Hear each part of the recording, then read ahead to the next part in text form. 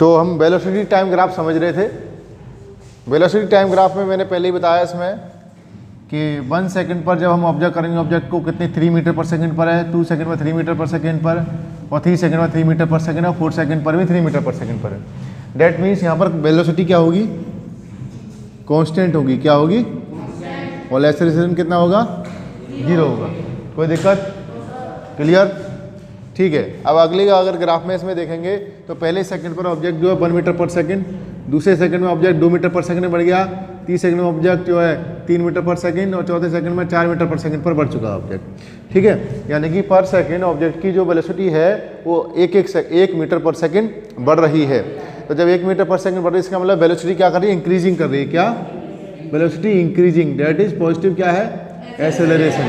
ठीक है, आ रही है बात समझ में? और ये यूनिफॉर्म मोशन का ही ग्राफ होगा। किसका? Uniform motion. ठीक है, आ रही है बात समझ में? आगे नेक्स्ट वीक किसका ग्राफ होगा? यूनिफॉर्म मोशन का ही ग्राफ होगा, क्योंकि इसमें भी पर सेकंड भी वेलोसिटी, पर सेकंड वेलोसिटी जो है 1 मीटर पर सेकंड घट रही है। ठीक है, और 5 पर क्या होगी? 0 हो गई। तो ऑब्जेक्ट वेलोसिटी क्या है? डिक्रीजिंग मोड में है। एक्सेलरेशन क्या हो जाएगा? नेगेटिव हो जाएगा। In this type of graph इसमें थोड़ा सा स्पेशल है। ठीक है, इस वाले ग्राफ को बड़े ध्यान से समझेंगे। देखो, इनिशियली जब हम 0 सेकंड पर गए, कहाँ गए? 0 सेकंड पर। 0 सेकंड ये रहा, तो 0 सेकंड से अब हम ग्राफ पे जाएंगे। ग्राफ ये रहा, तो 0 सेकंड पर ऑब्जेक्ट की वेलोसिटी कितनी थी? मीटर पर सेकंड। 1 सेकंड पर कितनी हुई? 2 सेकंड पर, और 3 सेकंड पर, और 4 सेकंड पर 0। देखिए 0 पे आ रही है ना, ये 0 है ना। सुनो, 5 सेकंड पर, 6 सेकंड पर। ठीक है, इस तरीके से आगे एंड सो ऑन बढ़ती चली जाएगी। इसका मतलब ये हुआ, मैंने आपको शुरुआत में एक चीज़ बताई थी, अगर आप लोग ध्यान से सुने तो। शुरुआत मैंने आपको एक बात बताई थी कि वेलोसिटी के ऊपर जो प्लस और नेगेटिव लगा होता है, प्लस और माइनस लगा होता है, वो उसकी सिर्फ डायरेक्शन को शो करता है, ना कि वेलोसिटी इंक्रीजिंग डिक्रीजिंग को शो करता है। समझ में बात आ रही है? लुक एट द बोर्ड, यहाँ देखिए सब। तो ध्यान सुनिए, यहाँ पर पहली वाली वेलोसिटी में कितना था? नेगेटिव लगा हुआ था। लेकिन जैसे ही हम 4 पर गए तो वेलोसिटी तो 0 हुई, यानी कि ऑब्जेक्ट रुका। और जैसे ही हम अगली सेकंड बढ़े तो ऑब्जेक्ट 1 मीटर पर सेकंड से चलना शुरू कर दिया। जस्ट लाइक दिस, जैसे कि मैं इधर चल रहा था पहले धीमे धीमे इस तरीके से, और जैसे 4 सेकंड हुए तो मैं रुका, और रुकने के बाद फिर मुड़ के वो फिर से अपोजिट डायरेक्शन में चलना शुरू हो गया, और फिर वेलोसिटी मेरी पर सेकंड बढ़ती चली गई। समझ में आई बात? यानी कि शुरुआत में मैंने जब ऑब्जेक्ट को ऑब्जर्व करना शुरू किया 0 सेकंड पर, तो ऑब्जेक्ट की वेलोसिटी पहले से ही 4 मीटर पर सेकंड थी। क्या थी? 4 मीटर, तेज चल रहा था। और जैसे ही वो अगले सेकंड आया और धीमे हुआ, अगले सेकंड आया और धीमे हुआ, 4 सेकंड तक आते आते ऑब्जेक्ट रुक गया। और 4 सेकंड के बाद जैसे ही क्योंकि अब अगली वाली वेलोसिटी क्या है?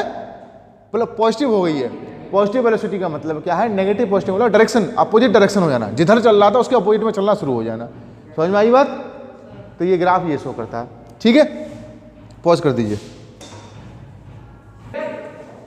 ठीक है, तो इसको हम यहां पर लिखेंगे इनिशियली ऑब्जेक्ट, लिखेंगे initially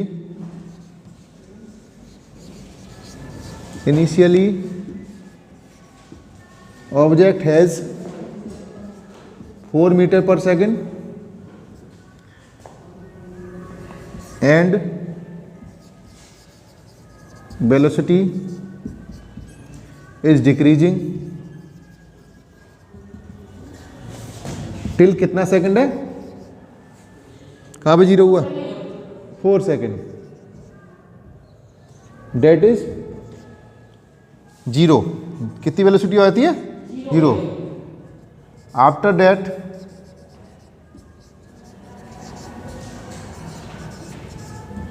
object changes its direction and further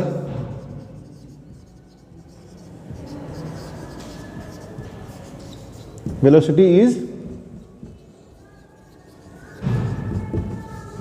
increasing. ठीक है, समझ में आ रही बात? 5-4 सेकंड के बाद फिर वेलोसिटी इंक्रीज होना शुरू हो जाती है डायरेक्शन चेंज करने के बाद। समझ में बात आ रही? क्लियर?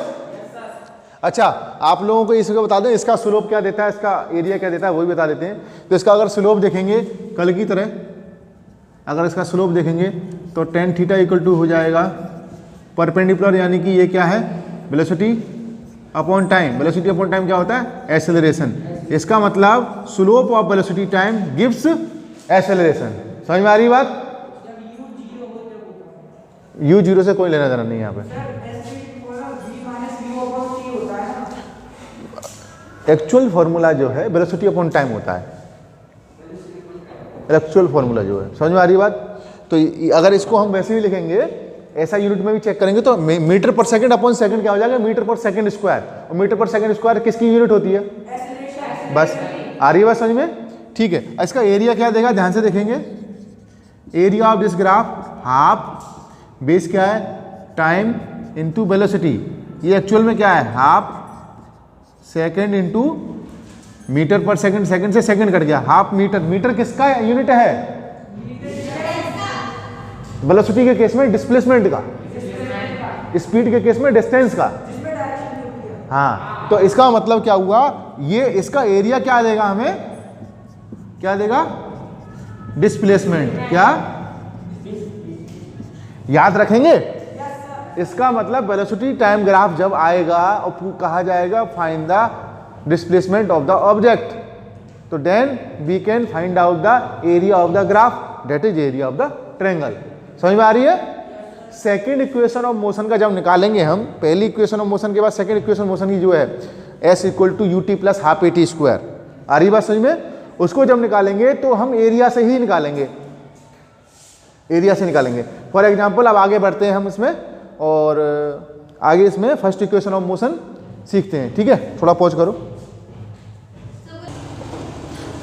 हाँ जी, तो अब हम जो है इसमें वेलोसिटी टाइम इक्वेशन, मतलब फर्स्ट इक्वेशन ऑफ मोशन सीखेंगे कि ग्राफ से हम velocity time equation, first equation of motion कैसे निकालेंगे। ठीक है, तो इसमें हम सबसे पहले देखेंगे कि एक ऑब्जेक्ट कंसीडर करते हैं, ध्यान से सुने पहले, डोंट राइट। और एक ऑब्जेक्ट कंसीडर करते हैं कि कंसीडर ऑब्जेक्ट इनिशियली, यानी कि शुरुआत में हमने देखा उस ऑब्जेक्ट की वेलोसिटी कितनी है,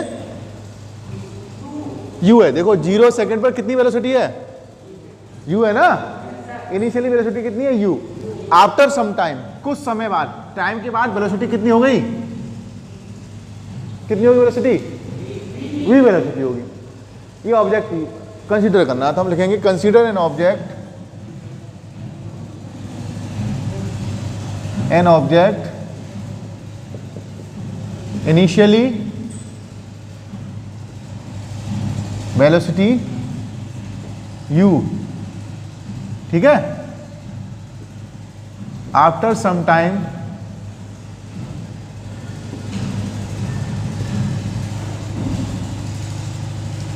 velocity of object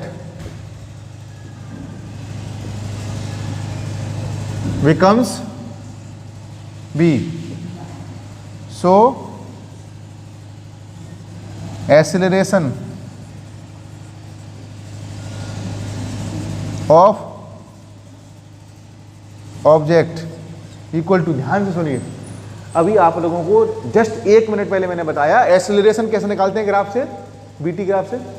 बताओ, ये बीटी ग्राफ है, वेलोसिटी टाइम ग्राफ है, ठीक है। तो वेलोसिटी टाइम ग्राफ का एक्सेलरेशन निकालने के लिए स्लोप होता है ना, अभी तो बताया, tan थीटा। तो इसमें क्या हो जाएगा, acceleration of object equal to slope equal to, कौन स्लोप क्या है इसका, ये रहा,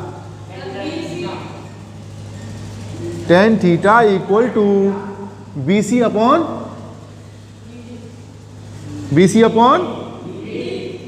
BD। अच्छा देखिए, BC है क्या, पूरे में से अगर ये घटा दिया जाए तो BC आ जाएगा, नहीं आ जाएगा, तो क्या आ जाएगा, AC माइनस AB। देखो AC माइनस AB, तो ये आ जाएगा, नहीं आ जाएगा, समझ में आ रही, अपॉन, ध्यान से देखिए, जो BD है वो किसके इक्वल है, वो A के इक्वल है क्या, नहीं,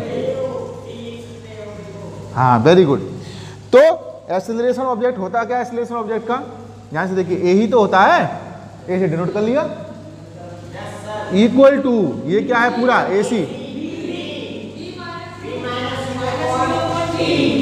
इसको जब अरेंज रीअरेंज करेंगे तो क्या आ जाएगा, a t equal to b minus u, and क्या बन जाएगा, B equal to,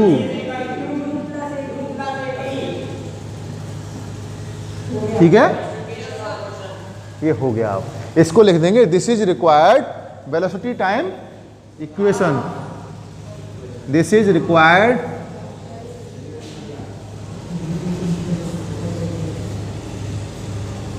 velocity time equation. आ रही बात समझ में? Thank you so much.